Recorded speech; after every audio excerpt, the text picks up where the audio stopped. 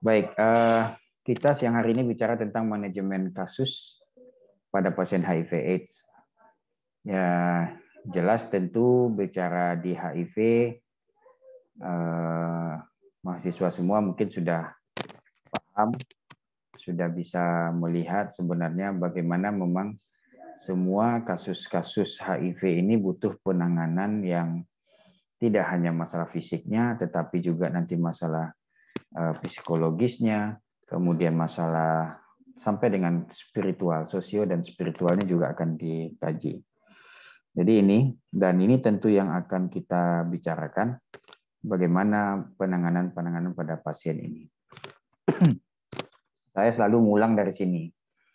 Walaupun mungkin dalam pertemuan-pertemuan sebelumnya sudah dibicarakan ataupun dari narasumber yang lain juga sudah bicara bahwasanya pada siklus hidupnya HIV menuju AIDS itu kan cukup panjang. Nah, kalau boleh saya sampaikan, kita tahu persis kan target utama dari virus HIV itu adalah sel CD4. Sel CD4 itu dia bagian dari limfosit T. Limfosit T itu dia bagian terbanyak dari leukosit. Leukosit itu sel darah merah.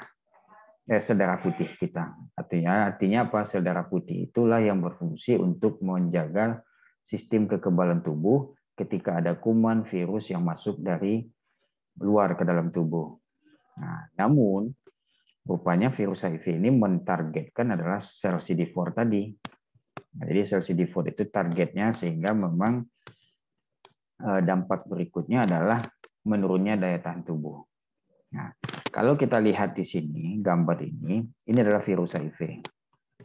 Virus HIV ini sangat kecil sekali dibandingkan dengan sel CD4. Ini sel CD4. Jadi target utama dari virus HIV adalah sel CD4. Ketika dia masuk pertama kali, dia akan menempel di reseptor CD4-nya. Dan ketika dia masuk ke dalam reseptor ke sini, virus HIV dalam bentuk RNA tadi, dia akan rubah kode genetiknya menjadi DNA.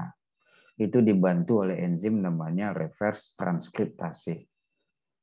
Ketika dia rubah kode genetiknya, kemudian dia masuk ke dalam inti sel CD4, kemudian dia menyatu dengan inti sel CD4. Untuk menyatu dengan inti sel CD4 ini, dia dibantu lagi oleh enzim namanya integrase. Nah, jadi dengan enzim integrase. Kemudian ketika dia sudah menyatu dengan inti sel CD4, bahkan dia jadikanlah virus sel CD4 itu sebagai pabrik untuk membuat virus HIV baru. Itu proses yang dinamakan dengan replikasi. Dia memperbanyak diri. Nah, sehingga kemudian untuk proses pematangan dia sudah keluar nanti, dia dibutuhkan lagi enzim namanya protease. Jadi selama proses virus HIV di dalam sel CD4 tadi, itu dibantu oleh 3 enzim. Pertama reverse transkriptase, kemudian integrase, kemudian satu lagi adalah protease. Nah, perannya nanti ketika dia sudah masuk tadi, dia akan hancurkan ini virus sel CD4 ini. Dan kemudian dia jadikan produksi sebagai pabrik untuk membuat virus HIV baru, kemudian dia akan keluar dan dia akan hancurkan lagi dan dia serang lagi sel CD4 lain yang masih bagus. Jadi dari hari ke hari, waktu ke waktu, dia akan terus masuk ke dalam CD4, kemudian bereplikasi, memproduksi, kemudian keluar lagi, kemudian hancurkan sel CD4 yang lain, sampai dari hari ke waktu, sehingga lambat laun nanti akan CD4-nya akan turun. Kemudian kalau kita lihat perjalanannya lebih panjang seperti ini dia. Ini sel CD4-nya. Sel CD4-nya dengan berjalannya waktu pasti akan turun. Kenapa? Karena memang tadi kita lihat di sini bagaimana dia virus HIV-nya masuk, kemudian berkembang biak, kemudian dia menghancurkan sel CD4 dan serang lagi, kejar lagi sel CD4 yang lain. Nah, namun memang di tahap awal dia akan turunnya lebih tajam seiring dengan viral load yang semakin tinggi. Jadi di tahap awal itu, di awal-awal infeksi, bisa disebut pada periode jendela itu, dia tinggi sekali infeksiusnya. Nah, jadi dalam fase perjalanannya diawali dengan nanti namanya periode jendela. Mungkin sudah dipahami sebelumnya, periode jendela itu adalah periode di mana virus HIV sudah ada dalam tubuh, sudah bisa menularkan pada orang lain, tetapi antibodi terhadap virus HIV itu belum terbentuk. Dia baru terbentuk sempurna setelah 12 minggu atau sekitar 3 bulan. Kemudian dia masuk fase berikutnya adalah asimptomatik. Inilah uniknya pasien-pasien dengan HIV/AIDS itu. Kenapa ada fase asimptomatik? Apa itu asimptomatik? Fase di mana virus HIV itu sudah ada dalam tubuh, sudah bisa menularkan pada orang lain, tetapi secara klinis belum menunjukkan gejala penyakit.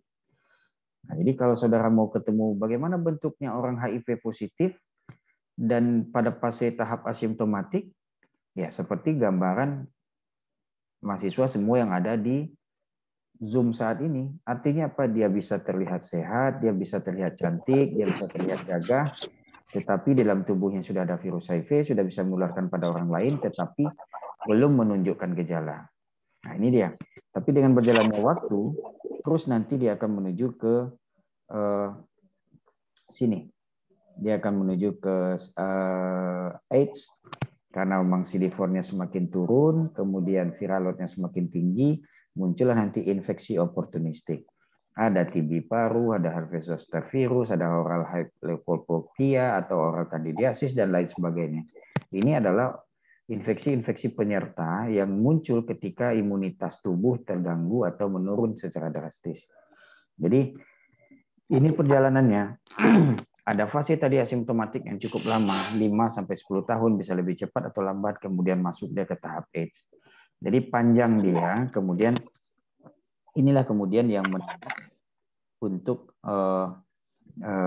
kemudian penanganan HIV ini jadi semakin unik gitu. Nah, ini dia infeksi oportunistik itu. Itu infeksi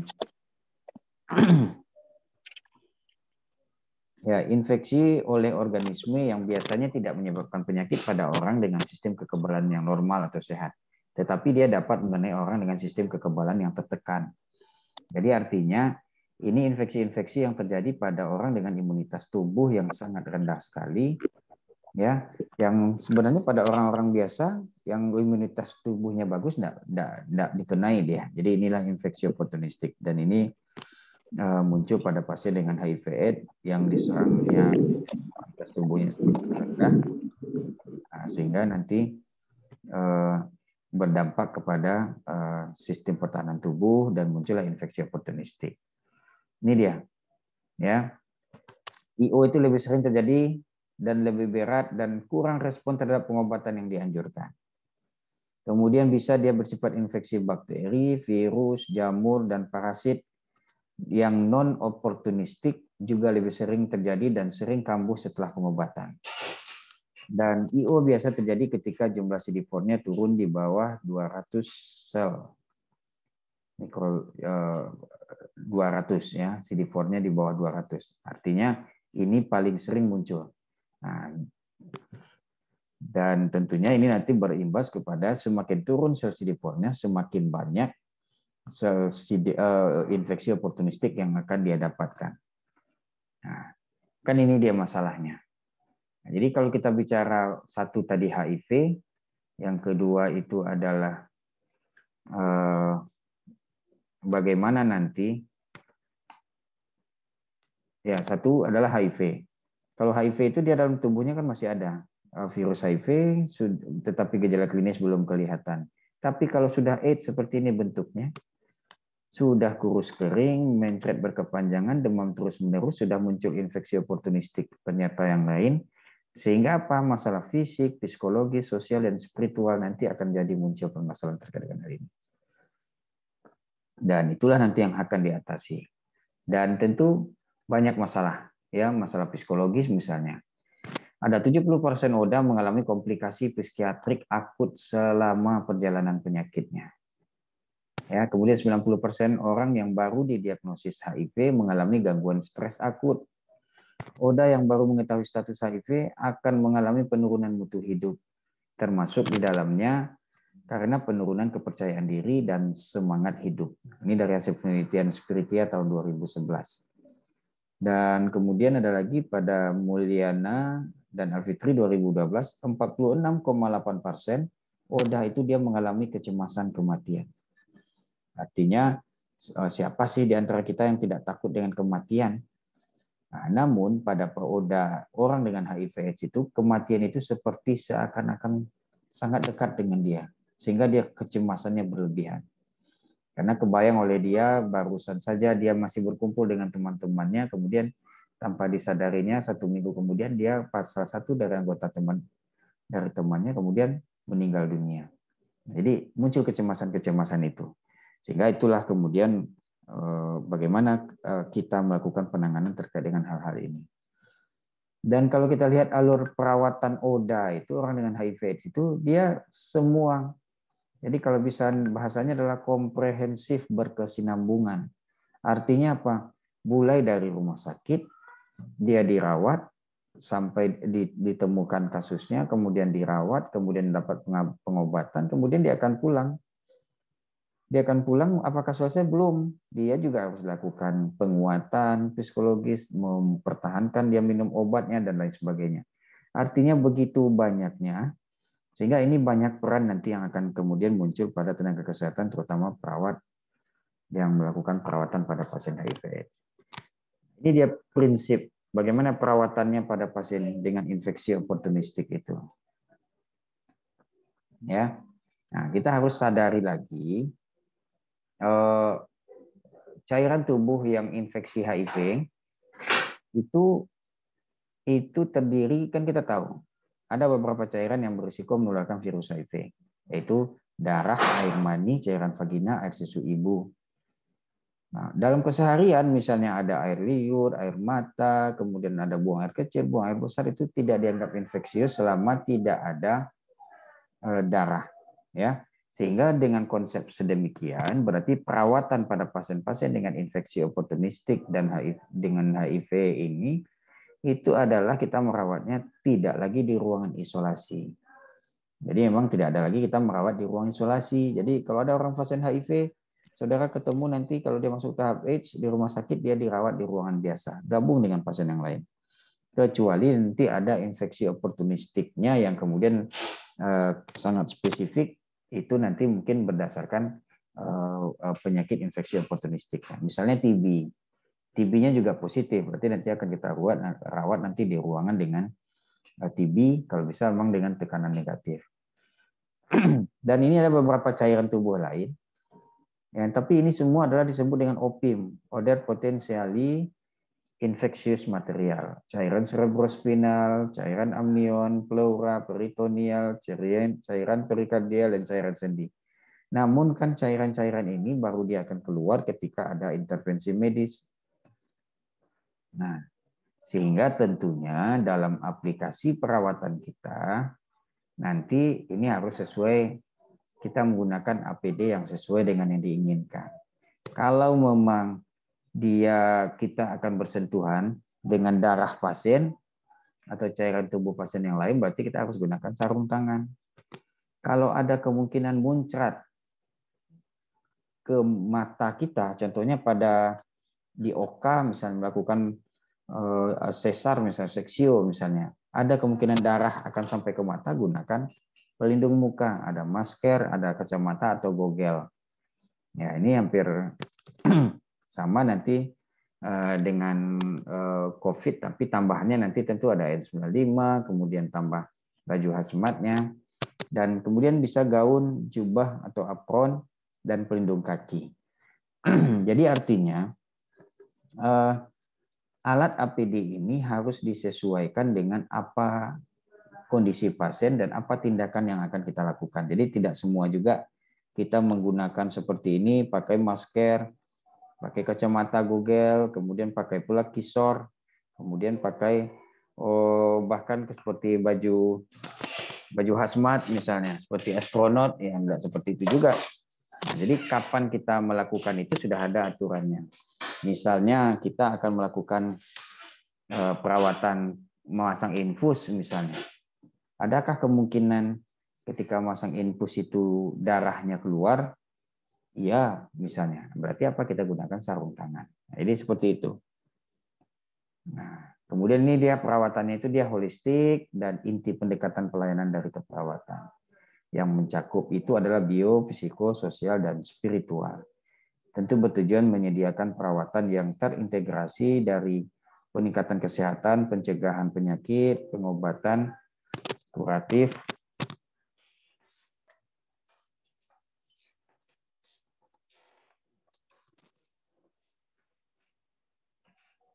dan rehabilitatif dengan memenuhi kebutuhan fisik, psikologi, sosial, dan spiritual. Ini dia. Dan tentunya nanti saudara kan tentu ketika menangani pasien ini akan membuat asuhan keperawatan. Ya, konsep dasarnya pada asuhan keperawatan pada pasien dengan HIV/AIDS, fokus kita adalah kepada infeksi oportunistik. Nah, sedangkan langkah-langkahnya sama dengan yang lain, itu asesmen, kemudian perencanaan, penegakan diagnosa dan perencanaan, kemudian implementasi, diagnosa keperawatan, kemudian evaluasi. Jadi artinya kita lakukan asesmen, kemudian ada diagnosa keperawatan, ada perencanaan, ada implementasi, kemudian ada evaluasi. Dan fokusnya seperti saya sampaikan adalah fokus kepada infeksi oportunistiknya. Ya. Nah, ini dia kalau kita mulai dari pengkajian. Nah, ini pengkajian, kita manifestasi klinis tergantung pada organ atau jaringan tubuh yang terkena dan infeksi oportunistik atau kanker spesifik. Pengkajiannya sama dengan asuhan keperawatan pasien lain, cuman fokus pada pemeriksaan fisik terkait dengan infeksi oportunistik. Misalnya masuk pasien dengan infeksi oportunistiknya toxoplasmosis cerebri, tokso di otak misalnya. Berarti apa? Fokusnya nanti dampak dari tokso di otak dan HIV-nya dan AIDS-nya. Oh, dia masuk dengan TB paru dan HIV/AIDS. Berarti apa? Fokus juga kedua hal itu. Jadi pemeriksaan itu karena mulai dari kepala sampai ke kaki semua nanti lebih difokuskan nanti kepada apa infeksi oportunistik yang dikenai. Ya, ini dia kalau stadium klinis di WHO, ya ada yang pertama itu kan stadiumnya ada asimptomatis, kemudian limfadenopatik generalis atau persisten. Artinya pada stadium 1 ini belum terlihat gejala klinis sama sekali. Kemudian stadium 2 sudah mulai nanti berat badannya turun 10% dari berat badan semula, dan infeksi saluran nafasnya berulang, ada sinusitis, tonsilitis, otitis media, faringitis, kemudian penyakit Herpes zoster, kemudian selitis angularis, ulkus oral yang berulang, popular pruritic eruption, dermatitis seborrheic, kemudian infeksi jamur kuku. Jadi kalau kita lihat di stadium klinis 2 itu sudah berfokus, sudah mulai munculnya gangguan-gangguan pada kulit dan mukosa. Nah, ini dia berkisar di situ di stadium 2 ini. Kemudian ini contoh di sistem integumen, infeksi virus misalnya Herpes zoster, infeksi bakteri folikulitis dan furunculosis, impetigo, eksim karena berbagai macam kokus dan lain-lain.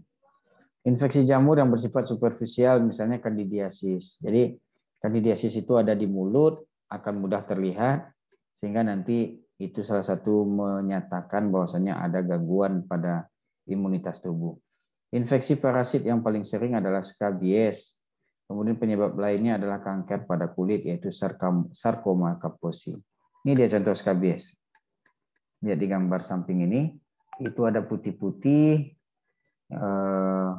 seperti tepung, padahal itu adalah skabies yang jamurnya itu. Nah, kemudian di reproduksi dan kelamin nanti kita juga akan lihat adanya lesi atau keluaran dari genital, misalnya herpes simplex, ya. Kemudian IMS, infeksi menular seksual, sunat atau khitan. Ini kita lihat nih. Kita harus paham bahwasannya ketika ada infeksi menular seksual, IMS, itu nanti menunjukkan bahwasanya ada kemungkinan dia terinfeksi HIV. Jadi kalau dalam pengkajian kita ketika ketemu nanti infeksi IMS misalnya, seperti ini misalnya, human papillomavirus. Kalau bahasa lainnya namanya kutil kelamin. Ini enggak segampang itu, kena ambil ini kemudian kita buka, enggak begitu. Ini harus dengan laser dia untuk melepasnya.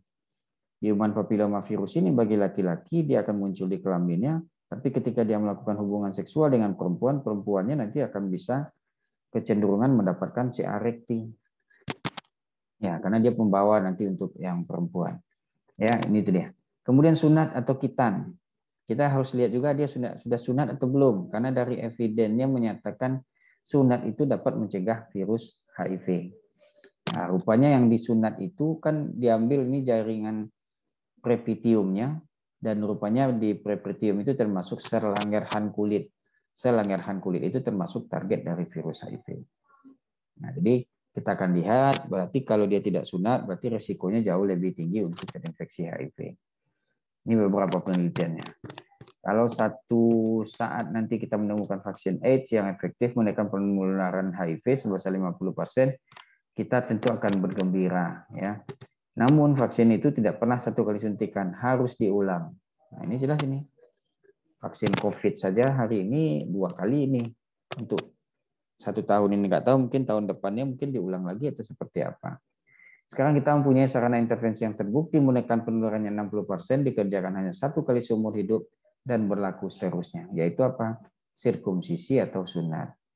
Jadi ini pentingnya sunat dalam pencegahan perilaku yang kemudian bisa membuat orang terinfeksi HIV, sehingga program ini tidak hanya di negara mayoritas Muslim saja, lagi di negara yang lain pun di Barat pun sudah dilakukan sunat dalam rangka untuk pencegahan untuk risiko terinfeksi HIV.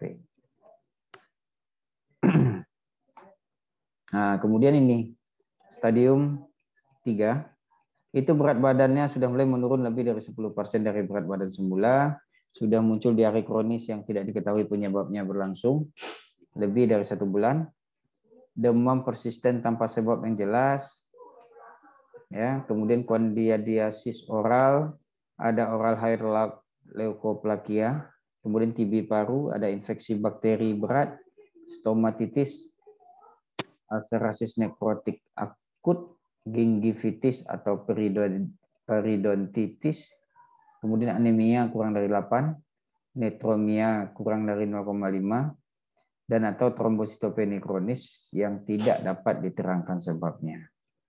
Ini dia kalau sudah masuk ke tahap 3. Nah, ini yang saya sampaikan. Jadi contoh ini jangan saudara anggap ini kotor, dia tidak gosok gigi dan sebagainya. Bukan, ini namanya jamur, namanya kandidiasis. Kalau ada nanti orang yang saudara atau teman saudara yang sudah tidak ketemu dengan saudara mungkin 7 tahun yang lalu, ketemu kemudian berat badannya turun drastis, mencret, kemudian dibuka lidahnya akan ada muncul seperti ini, putih-putih ini adalah jamur kandidiasis. Kandidiasis itu muncul ketika memang pertahanan tubuhnya sudah rendah. Kalau di sini sudah masuk ke tahap 3 dan bahkan stadium 4. Ya, kemudian ini bedanya ada oral hair leukoplakia, ya. Nah, kemudian stadium 4 ini sudah lebih berat lagi. Kemudian sudah terjadi HIV wasting syndrome, berat badannya turun 10% ditambah dengan diare kronis lebih dari 1 bulan atau demam lebih dari 1 bulan yang tidak disebabkan oleh penyakitnya. Ada pneumonia, pneumocitis, kemudian penemuan bakteri berat yang berulang, infeksi herpes simplex kronis, kandidiasis esophagus, TB eksternal, sarkoma kaposi, infeksi sitomegalovirus, CMC, toxoplasmosis, dan encephalopati HIV, Cryptococcus extrapulmoner termasuk meningitis. Jadi ini beberapa. Ini artinya apa? Biasanya pada pasien-pasien dengan kondisi yang CD4-nya sudah sangat rendah, ini nanti akan sampai ke stadium 4 ini.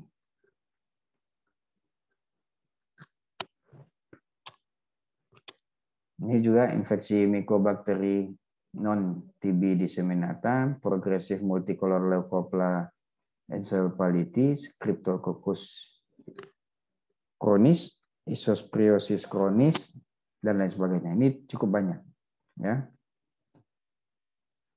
Nah, kemudian kalau kita lihat dari sistem neurologi, nah ini bisa yang terjadi terkait dengan HIV pada neurologi itu kan bisa namanya cerebral toxoplasmosis atau toxo yang ada di otak. Kemudian Cryptococcus meningitis Kemudian sitomegalovirus encephalitis, PML, progresif multifokal leukoencephalopathy. Nah, jadi artinya ini ada beberapa kejadian nanti akan muncul pada pasien-pasien dengan HIV yang akan diserang kepada nanti neurologisnya. Nah, kalau kita lihat algoritmanya, kalau dilihat dia tersangka infeksi otak, kita lakukan tes HIV. Kalau positif masuk algoritma B. Ini dia. Apa itu? Resiko tersangka infeksi otak akan dilakukan CT scan atau MRI. Ada lesi vokal, ya misalnya, makanya kita lihat riwayat profilaksis toksoplasmosis dan lain sebagainya. Kemudian akan diberikan respon.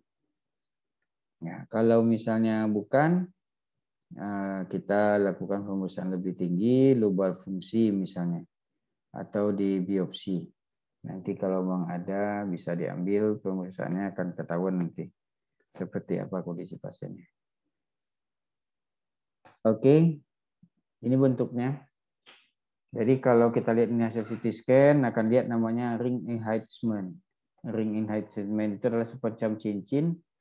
Dia semacam infeksi yang ada di otak, kemudian menimbulkan cincin di sekitarnya, seperti cincin, kemudian dia akan kita tangani segera sebelum dia merusak seperti ini. Dia merusak karena dia pembengkakan yang besar, kemudian berdampak nanti gangguan pada otaknya.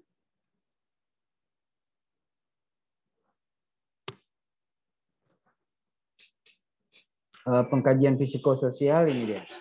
Apabila pasien mengetahui diagnosa penyakitnya, dia akan biasanya stres, kehilangan, cemas, depresi, takut, menarik diri, gangguan body image, mengingkari atau diagnosa, kemudian tidak kooperatif, dan gangguan seksual.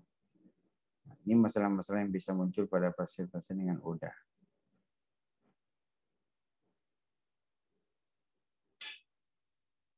Sehingga kalau sudah kelihatan pasien itu sudah mau dia akan melakukan pemeriksaan, kita lakukan nanti laboratorium rapid HIV test. Ya. Ini diagnosa keperawatannya, bisa risiko tinggi terhadap infeksi berhubungan dengan imunodefisiensi, malnutrisi, pertahanan primer, dan tak efektif. Kemudian risiko terhadap kewaspadaan pertukaran gas berhubungan dengan melemahnya otot pernafasan, penurunan energi, sekresi alveolar. Risiko defisit volume cairan berhubungan dengan diare, disfagia, muntah-muntah kurang. Jadi artinya ini beberapa diagnosa keperawatan bisa muncul dan tentunya masih banyak yang lain yang bisa muncul, tetapi ini prioritas kita. Ya, bisa nutrisi kurang pengetahuan, perubahan proses pikir, kemudian ansietas.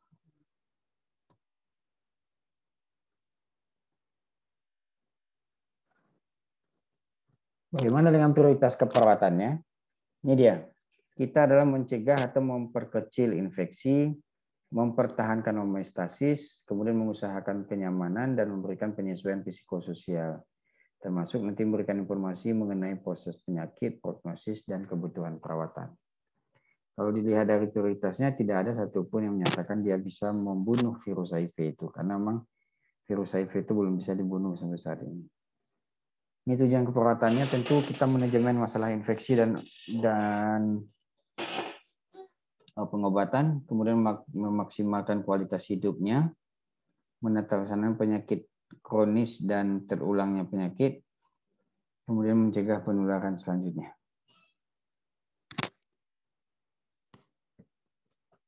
Nah, ini dimensi kualitas hidup.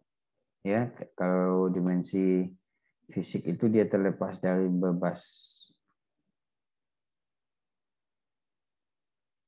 dari. Nah, ini dimensi fisik. Kemudian ada dimensi psikologis, kemudian ada dimensi sosial, dan ada dimensi spiritual pasien. Oke, sejauh ini silahkan kalau ada yang perlu didiskusikan, supaya nanti tidak terlalu panjang, kemudian saudara nanti tidak bisa pula menangkapnya. Nah, silahkan kalau ada pertanyaan. Boleh bertanya melalui chatting atau bertanya langsung. Maaf Pak, saya Sinta Melita ingin bertanya. Silahkan Cinta. Baiklah, Assalamualaikum warahmatullahi wabarakatuh. Perkenalkan, saya Sinta Waalaikumsalam. Melita. Jadi, saya ingin bertanya, mengapa pada pasien ODH atau ODA menyebabkan berat badan menurun? Seperti apa mekanismenya sehingga terjadi penurunan berat badan yang drastis? Seperti itu, Pak. Terima kasih. Baik, terima kasih. Dari hasil pemeriksaan fisik kan kita melihat bahwasanya memang akan ditemukan pasien atau ODA itu dia akan mengalami berat badan yang turun drastis. Nah, jadi artinya drastis itu artinya dalam 1 bulan terakhir ini cepat sekali penurunan berat badannya.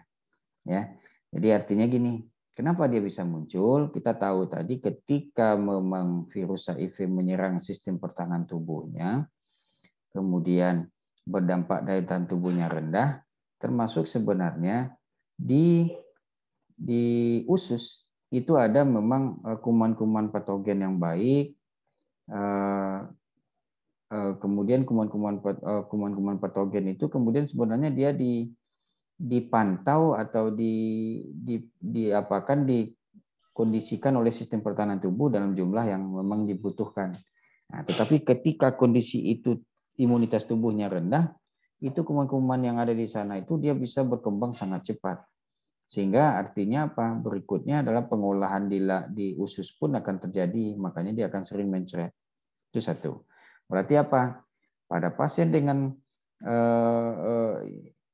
HIV dan AIDS itu infeksi oportunistiknya akan sering diiringi dengan mencret. Jadi mencret yang berkepanjangan satu ditambah dengan adanya oral candidiasis yang ada dalam mulutnya, kemudian itu membuat dia nutrisinya juga akan terganggu. Jadi pemasukan intake-nya juga berkurang. Jadi kondisi intake yang kurang tambah pengeluaran yang banyak, itulah yang kemudian berdampak kepada penurunan berat badan yang drastis pada kawan-kawan kita orang dengan HIV/AIDS. Itu dia, Sinta. Silahkan kalau ada yang lain. Saya Pak. Ya, Kodri Juliusman. Silakan, Kodri Juliusman. Ya Pak, di sini saya ingin bertanya Pak, mengapa untuk vaksin HIV ini Pak kayaknya belum ditemukan ya Pak ya, sedangkan untuk COVID itu sudah ditemukan Pak. HIV ini Pak udah lama, kenapa belum ditemukan juga Pak? Sedangkan COVID itu cuma butuh waktu hampir 2 tahun lebih, 2 tahun kurang lah. Terima kasih Pak. Ya, jadi memang di penelitian sebenarnya sudah ada mencoba untuk mencari terkait dengan bagaimana menemukan vaksin HIV. Namun sampai saat ini belum ketemu. Karena memang kondisinya mungkin tentu lebih sulit ya membuatnya. Tapi itu memang kondisinya saat ini. Tetapi memang itu akan terus penelitian terus akan dilakukan untuk mencari vaksin ini. Jangankan vaksin, obatnya pun sampai saat ini kan obat baru ada obat antiretroviral.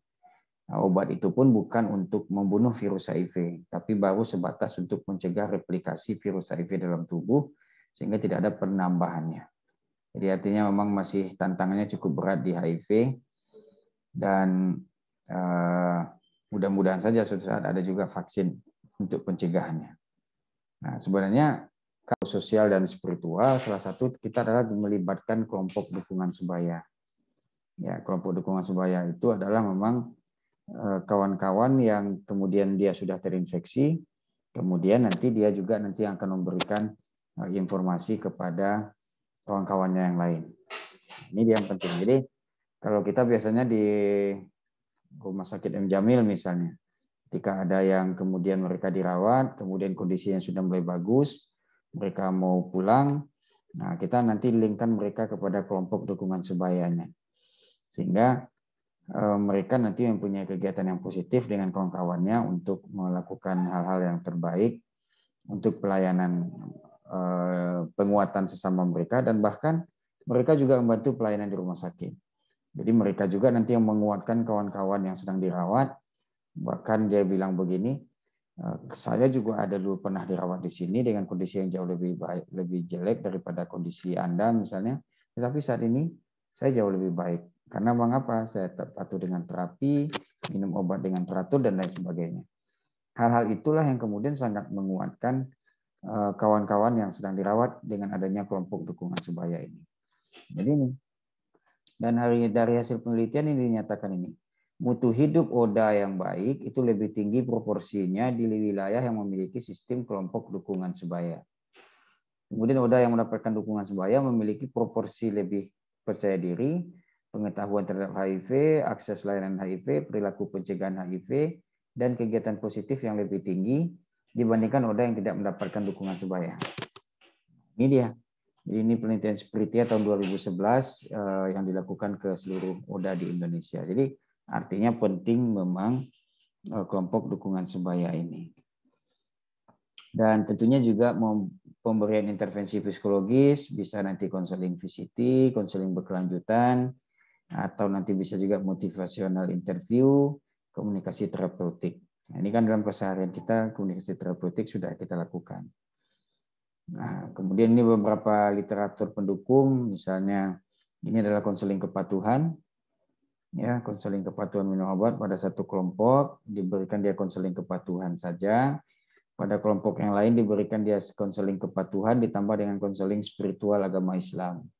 Hasilnya memang jauh, terdapat perbedaan yang bermakna. Rata-rata skor kepatuhan antara kelompok yang mendapatkan intervensi konseling kepatuhan ditambah dengan konseling spiritual dengan kelompok yang hanya mendapatkan intervensi konseling kepatuhan saja. Sehingga memang kita simpulkan konseling spiritual agama Islam ini penting diberikan pada kawan-kawan ODA ini. Ya, buat copingnya lebih bagus, buat obat kepatuhan obat ARV-nya jauh lebih bagus dan lain sebagainya.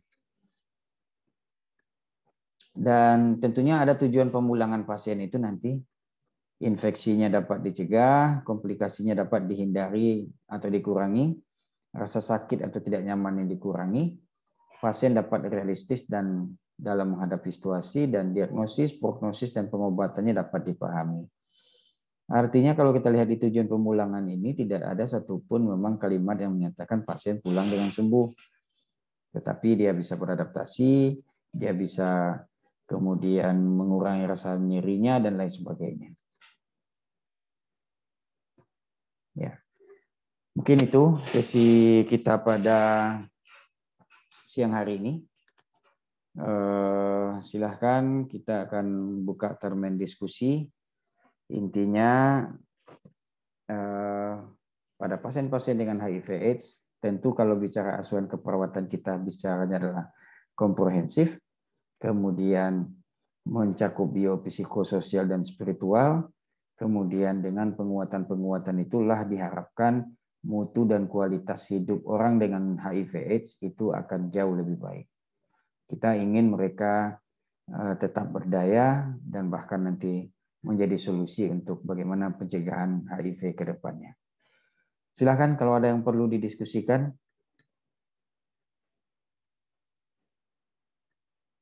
Saya tunggu minimal 2 pertanyaan.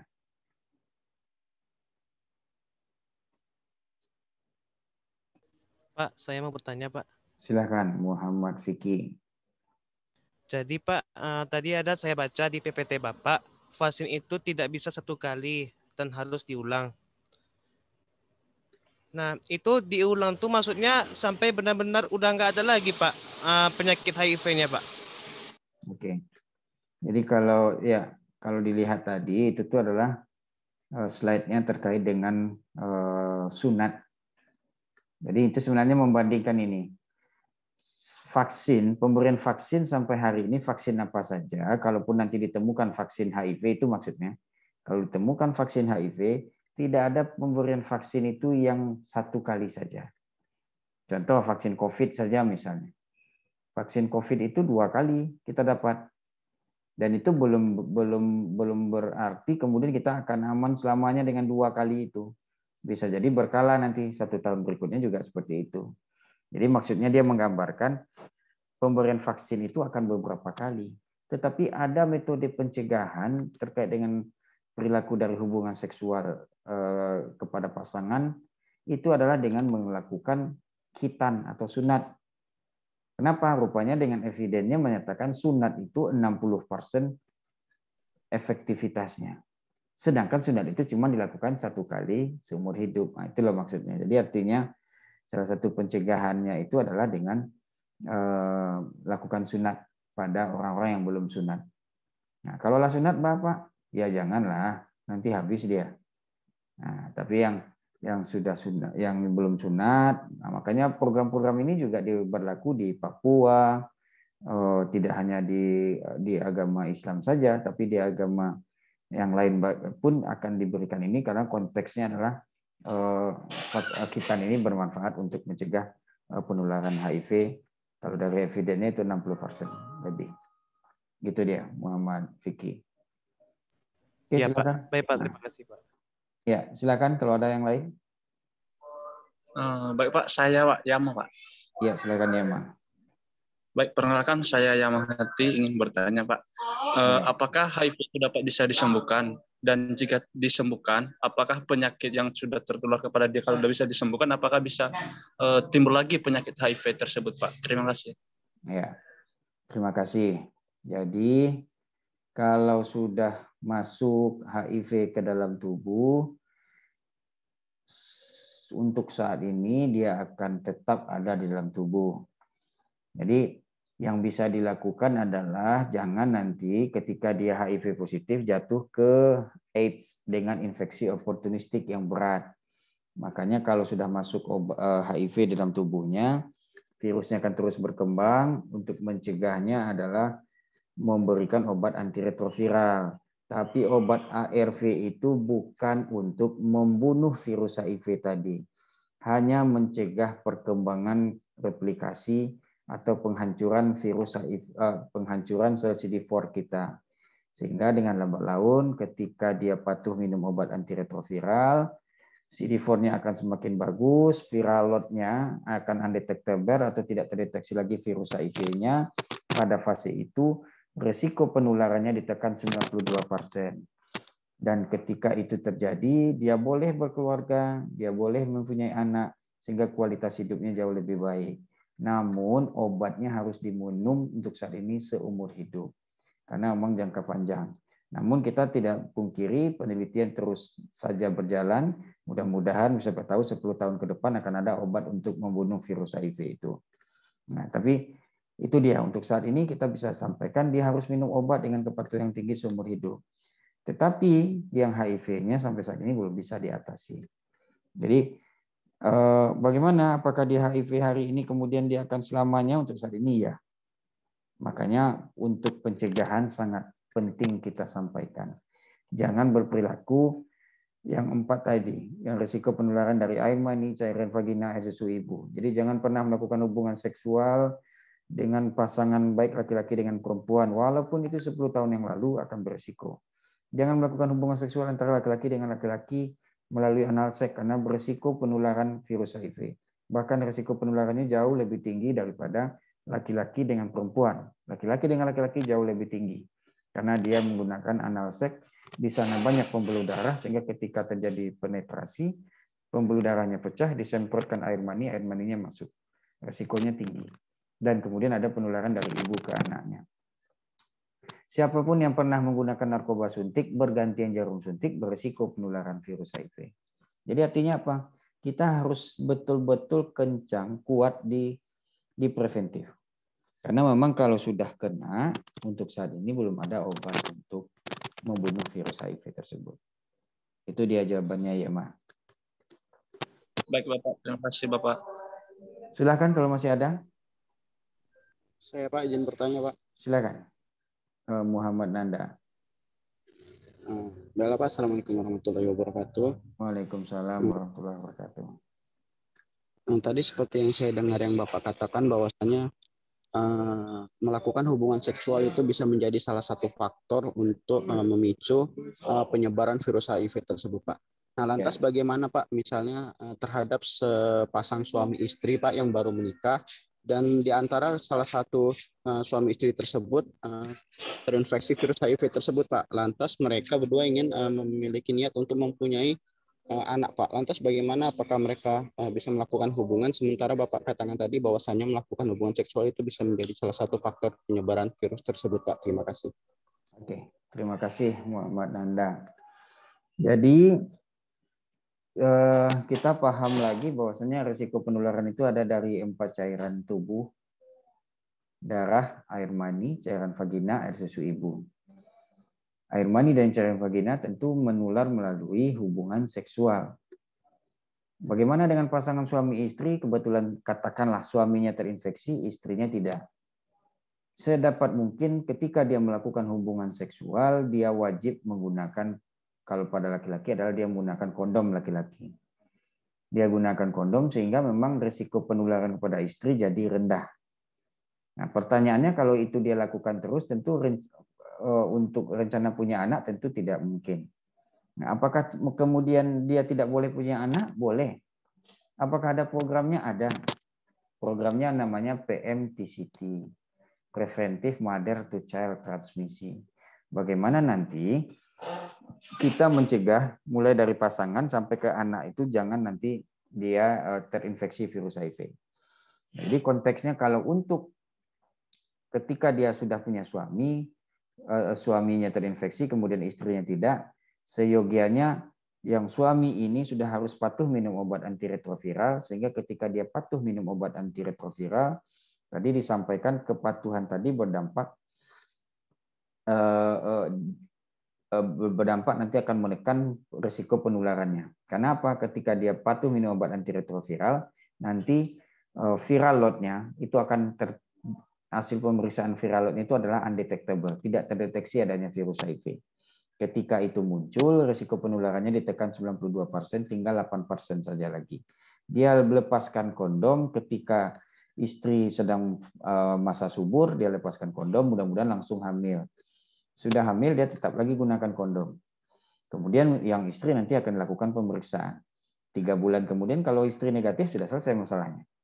Istri akan negatif dan akan negatif selamanya. Dan anak yang dilahirkan pun akan negatif kalau dia hamil. Jadi artinya apa yang harus dilakukan? Suami harus patuh minum obat antiretroviral. Kalau dia patuh, berarti nanti kandungan virus HIV-nya akan berkurang dalam tubuhnya, kemudian risiko penularannya akan sangat kecil kepada pasangannya. Apakah sudah ada Pak yang seperti ini? Sudah ada. Banyak kawan-kawan saya yang kemudian dia punya pasangan, kemudian dia tetap dengan pilihannya pasangannya, bahkan dari awal menikah pun mereka sudah saling tahu bahwasanya kondisinya seperti itu, tapi dengan kejujuran kemudian mereka sama-sama jujur dan sama-sama berkomitmen untuk melanjutkan ke jenjang pernikahan dan menikah, tetapi memang mereka patuh minum obat antiretroviral dan bahkan sudah punya anak, anaknya juga negatif. Itu dia Muhammad Nanda. Baik Pak, terima kasih Pak. Oke, silakan kalau masih ada.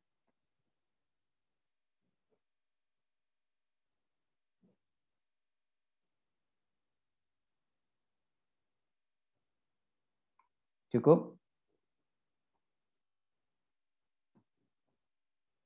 Cukup, Pak. Oke, cukup ya. Cukup, Pak.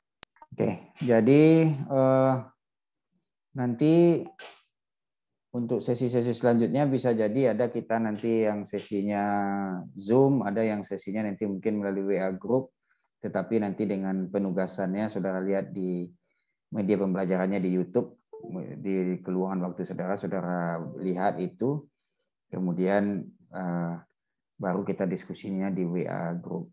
Ya, dan izin yang materi ini akan saya publish di YouTube.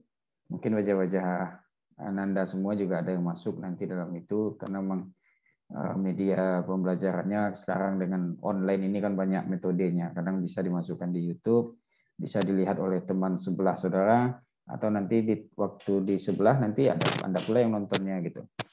Itu saja, mudah-mudahan bermanfaat dan berharap kita semua bisa terhindar dari HIV/AIDS, dan tentunya kita harus lebih giat juga melakukan preventif pencegahan dimanapun, dan tentunya ketika sudah ada kawan-kawan kita yang terinfeksi, Ayo kita rangkul, kita lakukan pendampingan kepada mereka, dan tentunya dengan perawatan yang jauh lebih baik.